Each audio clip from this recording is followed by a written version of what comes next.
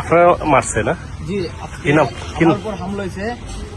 আমি মেধাবী স্কুলের প্রাক্তন শিক্ষার্থী আর জনগণ সরকারি কলেজের দ্বাদশ শ্রেণীর সাধারণ শিক্ষার্থী।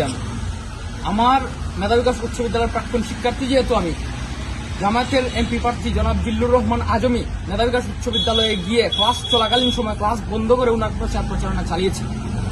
এর বিরুদ্ধে আমি প্রতিবাদ করায় সামাজিক যোগাযোগ মাধ্যম ফেসবুকে এরপরে আমার প্রতি বিভিন্ন আক্রোশ শিবির কর্মীদের এবং গত শনিবারে ইনাতকানি মাঠে আমার হামলার চেষ্টা করা হইলে আমি এই জায়গা থেকে দ্রুত আমি নিজের আত্মরক্ষা করে আসি এবং আজকে আমি বানিয়াচুঙের বিবির দরগা জামে মসজিদের পুকুরে গোসলে গেছিলাম। ওই জায়গা থেকে আওয়ার সময় শিবির সভাপতি আহমেদ আলী সহ ফকিস্টিক দা রামদা ছুরি নিয়ে আমারে তারা আঘাত করে পরে আমার এলাকার মানুষ যাওয়ার পর তারা তাদের মতো করে চলে যায়। আমারে রাস্তায় ফকিস্টিকদের বাড়ি দিছে, আমারে আঘাত করছে ছুরিতে, তারা আমারে প্রাণ জখম করে নিল না। যদি এলাকার মানুষ আজকে না আইতো আমার বাঁচাইতো।